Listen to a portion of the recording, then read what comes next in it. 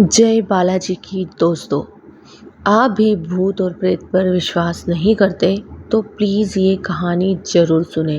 बिल्कुल सत्य घटना एक हॉन्टेड होटल की, जिसके 7th नंबर फ्लोर पर आज भी स्टाफ जाने तक भी डरता है। जो होटल का मालिक है वो भी उस फ्लोर पर नहीं जाता है।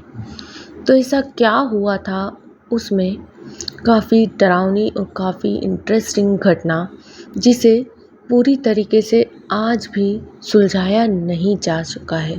पर हाँ, कई केस उसमें ऐसे आए हैं जो रोंगटे खड़े कर देंगे आपके भी। तो चलिए स्टार्ट करते हैं और इस कहानी को सुनते हैं बिल्कुल इंटरेस्ट से। प्लीज़ अगर मेरे चैनल पे आप नए हैं तो पहले चैनल को सब्सक्राइब ज़रूर कर दीजिए, लाइक और शेयर करना ना भूलिए। तो स्टार्ट करते हैं ये कहानी में नॉर्मली चल रहा था सब कुछ अच्छा। रिधिमा अपनी लाइफ में बिल्कुल अच्छी थी और साथ ही उसके पेरेंट्स भी काफ़ी खुश थे। पेरेंट्स की इकलौती लड़की थी ये, काफ़ी अच्छे से अपना जीवन यापन कर रहे थे। अब ये जो हॉन्टेड होटल है ये दिल्ली के पास ही है। दिल्ली के पास ही होटल है जिसमें एक फ्लोर जो है बिल्कुल हॉन्टेड है। ये पहले से ही हॉन्टेड है, इसमें कोई भी व्यक्ति ऊपर नहीं जाता है। ये इतना गंदा हो चुका है, ना इसमें सफाई होती है ना कुछ, ना कोई इसमें रुकता है। पर हाँ, इसमें किसी को तो सर्च करना था, वो थी रिधिमा सोच रही थी कि ऐसा क्या है जो मैं नहीं कर सकती। तो उसके पेरेंट्स को बताए बिना वो इस होटल में आती है। पहले स्टाफ इसे मना कर देता है तो ये उदास होकर घर चली जाती है। इसने होटल के स्टाफ से आते ही पूछा कि क्या मैं 7th नंबर फ्लोर पे जा सकती हूँ। उसने मना कर दिया, इतना बेवकूफ़ नहीं दिख रहा मैं कि तुम्हें अकेले वहाँ पर जाने दूँगा। जब हम इतने बड़े बड़े बैठे हैं यहाँ पर तो हम नहीं जाते तो तुम्हें मैं कैसे भेज सकता हूँ। अब जो वो फ्लोर था वो काफ़ी डरावना और काफ़ी अजीब सा था।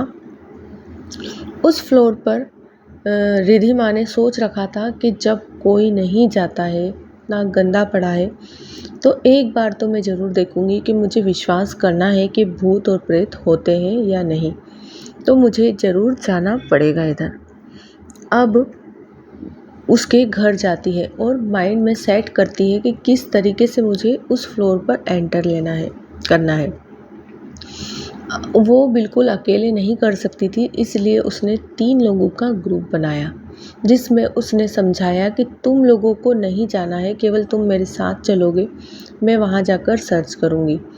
दोस्तों ने पहले मना कर दिया, काफ़ी पुराने दोस्त थे, काफ़ी ख़ास थे, इसलिए वो लोग बार बार मना कर रहे थे। पर जो रिधिमा थी वो नहीं मानी। उसने कहा कि तुम लोग ना चलो तो फिर मैं कुछ और जुगाड़ करूँगी, पर मैं जाऊँगी। तो उन्होंने कहा कि अगर मेरी आँखों के सामने ही जाएगी तो ज़्यादा बेटर रहेगा। तो दोस्तों ने हामी भर दी।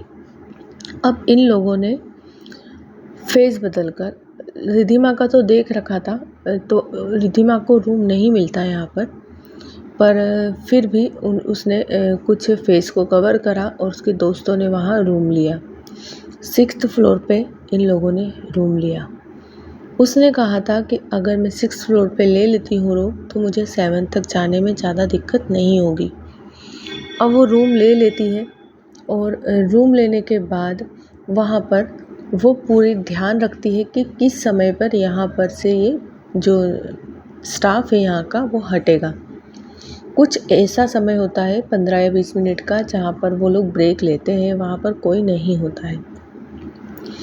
अब वही फ़ायदा उसने 1 दिन नहीं, 2 दिन नहीं, तीसरे दिन उसने वो फ़ायदा उठाया।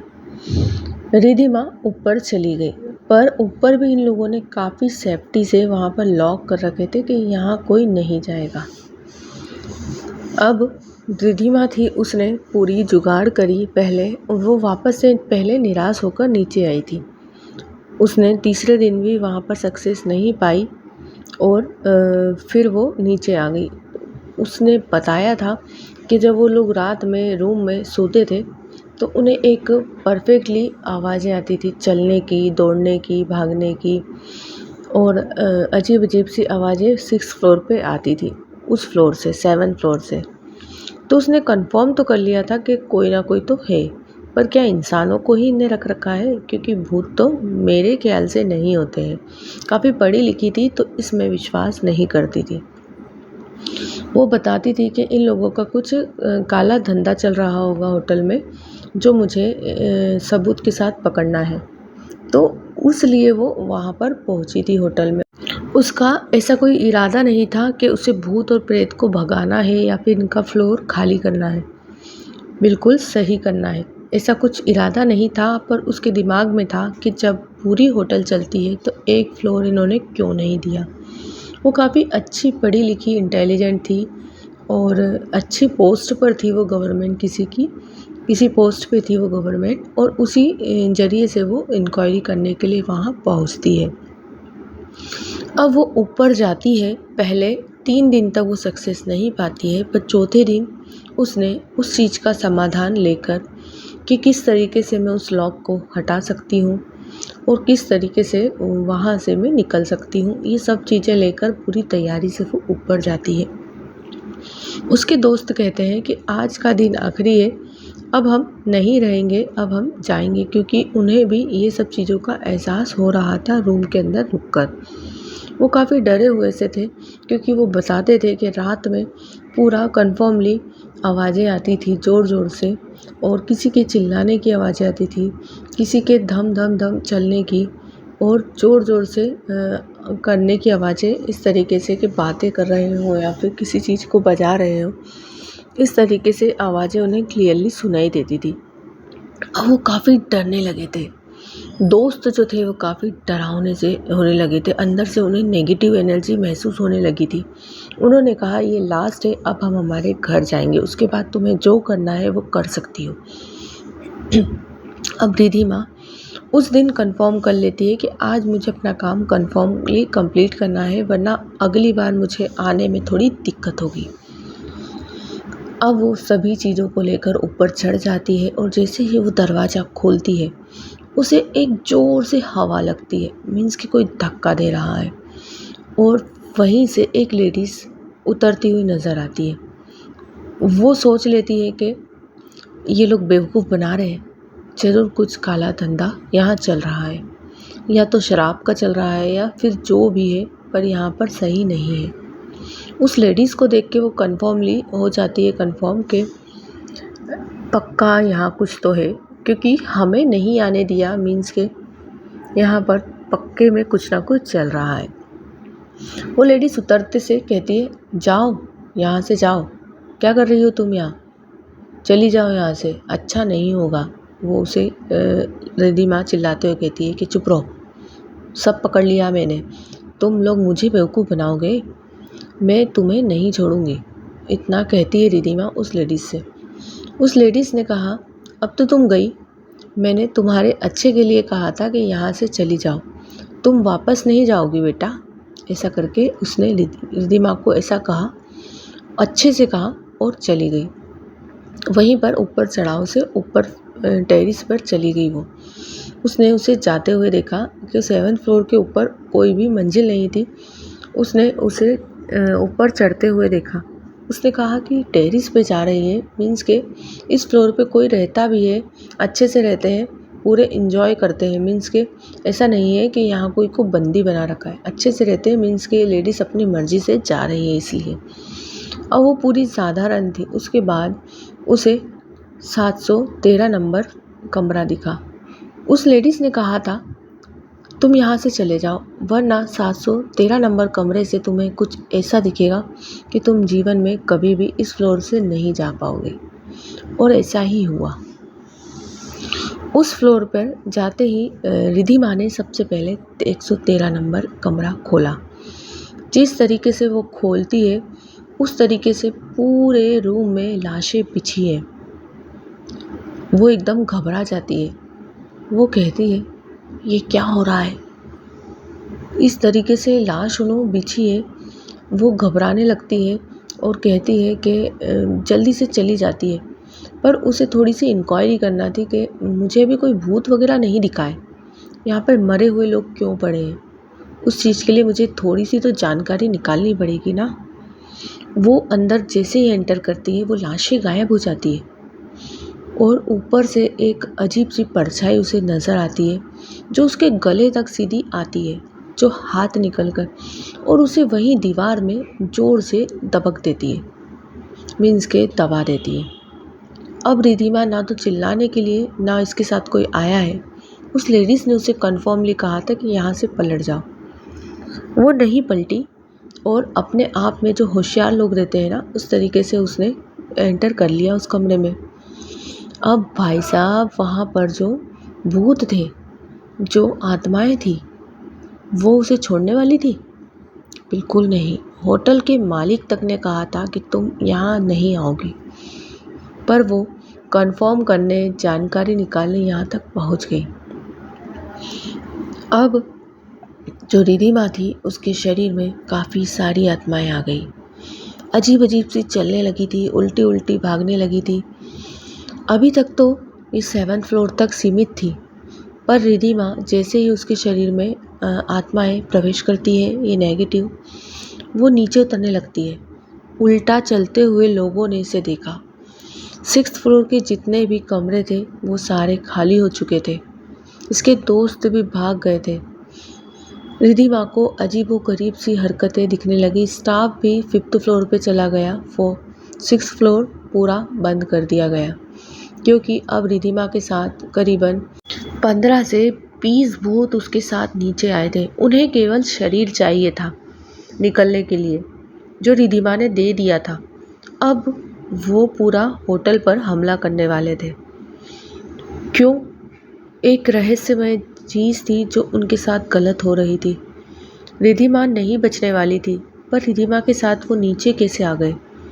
कोई भी वहाँ जाता था तो उस कमरे से वापस नहीं आता था। उस लेडीज़ ने भी बताया कि तुम चली जाओ, फिर रिधिमा के साथ वो नीचे कैसे आ गए? रिधिमा अच्छे मकसद से वहाँ पर पहुँची थी, कुछ जानकारी निकालने, जो उन्हें सही लग रहा था और वही उनका सच सामने ला सकती थी। जैसे ही रिधिमा नीचे आती है, वो लोग 6th फ्लोर को भी बंद कर देते हैं। रिधिमा वहीं पर डर कर, घबरा कर बंद हो जाती है और वो दरवाज़ा नहीं खोल पाती है। अब क्या होगा? जब ही 6th फ्लोर पर उसका जो दोस्त था वो नीचे 5th फ्लोर पर रुका हुआ था, उसके दिमाग में एकदम से क्लिक होता है कि मुझे ये दरवाज़ा खोल देना चाहिए। जैसे ही 6th फ्लोर का वो दरवाज़ा खुलता है, रिधिमा फिर से दौड़ लगाती है और अब 5th फ्लोर पर नहीं रुकती हो, सीधा नीचे चली जाती है। जो उसका दोस्त था उसे रिधिमा ने पहले ही कंफर्म कर दिया था कि तुम, अगर मैं कुछ गलत हो रहा है मेरे साथ तो तुम नहीं जाओगे। वो काफ़ी खास फ्रेंड था। उसने सीबीआई की टीम को नीचे ही बुला रखा था क्योंकि उसकी जो फ्रेंड थी रिधिमा, वो करीबन 1 या 1.5 दिन से नीचे नहीं आई थी। उसे काफ़ी घबराहट हो रही थी। पुलिस अपनी जानकारी के लिए ऊपर जाने की करती है, पर स्टाफ और जो मालिक था वो बिल्कुल भी नहीं पहुंचाते हैं उसे, क्योंकि उन लोगों को कहीं ना कहीं डर था कि कुछ गलत ना हो जाए। अब रिधिमा जैसे ही 5th फ्लोर से 4th, फिर 3rd, फिर 2nd और ऐसे ही ग्राउंड फ्लोर पे आ जाती है जहाँ पर उनका ऑफिस था। यहाँ पर सीबीआई की टीम खड़ी थी। रिधिमा एक एक करके कम से कम 15 से 20 लैंग्वेज में, मीन्स के अलग अलग आवाज़ों में बातें करती है और कहती है कि जो फ्लोर इन लोगों ने बंद कर रखा था वो इनकी काली सच्चाई है, जो मैं आज आपके सामने पूरी कर दूंगी। इन लोगों ने हमें इतना ज़्यादा तकलीफ़ देकर मारा है कि आप लोगों को मैं बता भी नहीं सकती। इन लोगों ने, हम लोग घर से इन लोगों के होटल में 7th फ्लोर पर 713 नंबर कमरे में रुके हुए थे। करीबन 7 से 8 लोग हम लोग आए हुए थे। उस फ्लोर पे हमने वो जो रूम लिया था उसके पास ही 2 रूम और थे, वो किसी और लोगों ने ले रखे थे। उसके बाद हम लोगों के पास काफ़ी ज़्यादा कैश और रकम थी जो स्टाफ के मेंबर ने हमें देख लिया था। उस समय रात में इन लोगों ने हम पर अटैक किया और हम लोगों को मार दिया था। वही चीज़ें पास के रूम वालों ने सुन ली थी। वही चीज़ इन लोगों ने उनके साथ भी की और उसके पास में जो 3 लोग थे फैमिली मेंबर, उन लोगों के भी साथ की। उस फ्लोर पे 3 कमरे लगे हुए थे, तीनों को इन लोगों ने मार दिया था। अब जो हमारी आत्माएं थी वो उस रूम को नहीं लगने दे रही थी, ना ही ये लोग सच्चाई जान पा रहे थे। कोई भी जो आता था उसे ये लोग फ्लोर बंद करके हटा देते थे। अब हमारी जानकारी इन लोगों तक नहीं पहुंच पा रही थी। जो पुलिस है, हमारी बॉडी को भी इन लोगों ने यहीं पर डिस्ट्रॉय किया था। सभी लोगों की बॉडी को यहीं पर डिस्ट्रॉय किया था इन लोगों ने। अब वो काफ़ी घबराती है जो रिधिमा थी वो सब चीज़ें बताने में, पर इस लड़की ने हमारी सच्चाई को यहाँ तक लाया है, इसलिए हमने इसे यहाँ से ऊपर से नीचे निकलने दिया, क्योंकि ये पूरी टीम के साथ आई थी जो यही हमारी सच्चाई को सामने ला सकती थी। अब रिधिमा के कहने पर उन लोगों ने 7th फ्लोर पे पूरी जानकारी निकाली और वो जो आत्माएं थी वो पूरी तरीके से जब मुक्त हो गई, जब उनके जो हत्यारे थे उन लोगों को सज़ा मिल गई थी। अब ऐसा कुछ नहीं है उस फ्लोर पे, क्योंकि रिधिमा ने उनकी जो बॉडियाँ थी वो वहाँ से निकलवाई थी। वो काफ़ी गल गई थी, सड़ गई थी, बदबू आने लगी थी। अब वो जो बॉडी थी उसे अच्छे से अंतिम संस्कार करके केवल 1.5 से 2 महीने में ये केस को रिधिमा ने सॉल्व किया था और जो मुजरिम थे उन लोगों को सज़ा मिल गई थी रिधिमा के द्वारा। अब वो आत्माएं जो थी वो पूरी तरीके से शुद्ध होकर अपने स्थान पे जहाँ उन्हें जाना था वहाँ चली गई। अब वो फ्लोर बिल्कुल क्लियर हो गया था और रिधिमा ने भी अपना पूरा काम कर दिया था। वीडियो कैसी लगी प्लीज़ सब्सक्राइब ज़रूर कर दीजिए और कमेंट्स बॉक्स में ज़रूर बताएं।